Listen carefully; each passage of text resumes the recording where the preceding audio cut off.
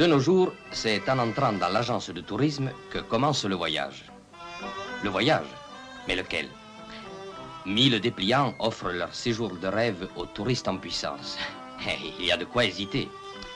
De la Sardane au Fandango, les Pyrénées font la chaîne. Mais bon Dieu, c'est chez nous qu'il va venir, ce petit.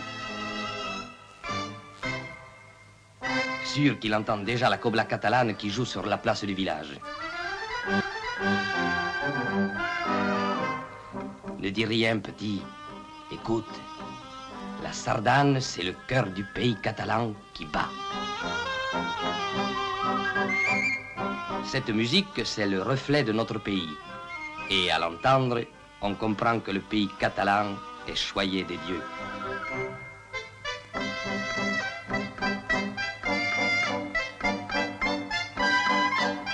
Ainsi, Port-Vendre était jadis le port de Vénus. De nos jours, la belle déesse a cédé le port aux sirènes des navires marchands. Peut-être préfère-t-elle les calmes rives des ports de Collioure dont le charme ensoleillé serait bien à la mesure de sa beauté. Allons de Clocher en Campanile jusqu'à Perpignan. Un saut jusqu'au Castillet. Je vous accorde encore le temps d'une courte promenade à l'ombre des platanes et il nous faudra songer au départ. Mais la loge de mer, le palais des rois de Majorque, me direz-vous? Certes, tout cela valait d'être vu. Alors, ne manquons pas notre train. Avouez que cela eût été dommage.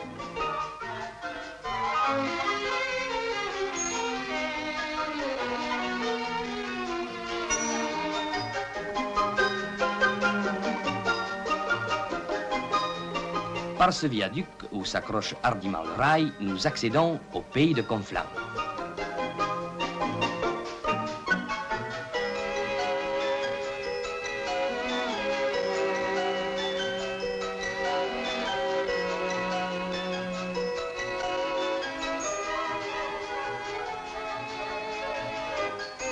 Villefranche, ancienne capitale du Conflans, fortifiée par Vauban.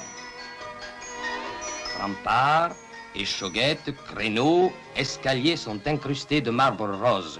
De ce marbre rose extrait de la carrière qui s'est offerte aux bâtisseurs aux portes de la ville.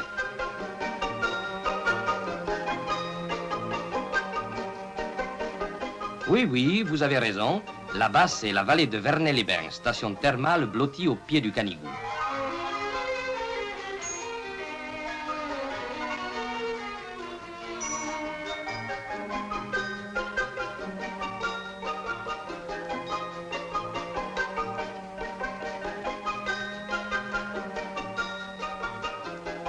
Votre guide ne ment pas.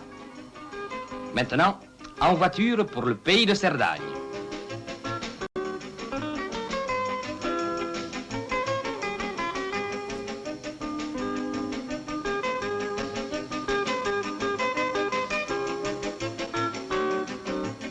Comment résister au charme de ce petit train si pressé de partir qu'on n'a pas eu le temps de mettre un toit à tous ces wagons?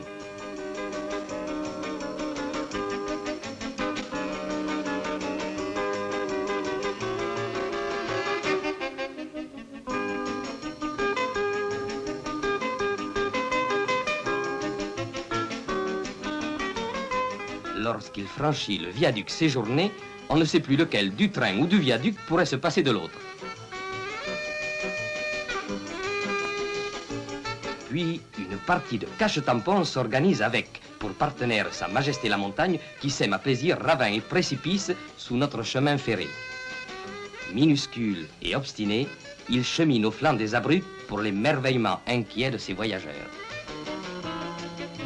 Vallée et gorge, le jeu continue et, par chance, quelque araignée industrieuse a tissé devant lui le pont Gisclar, nous permettant de franchir la profonde vallée du Tête.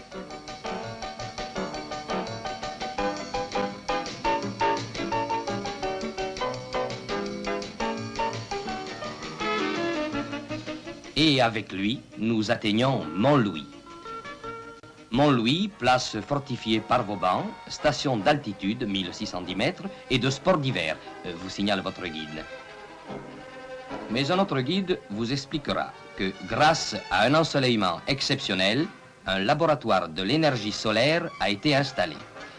Dans son four solaire s'élabore la moderne alchimie des hautes températures. Vous lui devez bien ça entre nous. Car c'est l'eau du lac des Bouillousses qui entraîne les usines hydroélectriques alimentant la ligne ferroviaire du petit train jaune.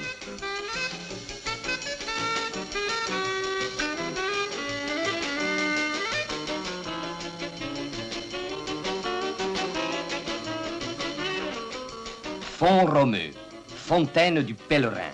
Ici, été comme hiver, on peut venir étancher, s'asseoir de grand air, de soleil ou de neige.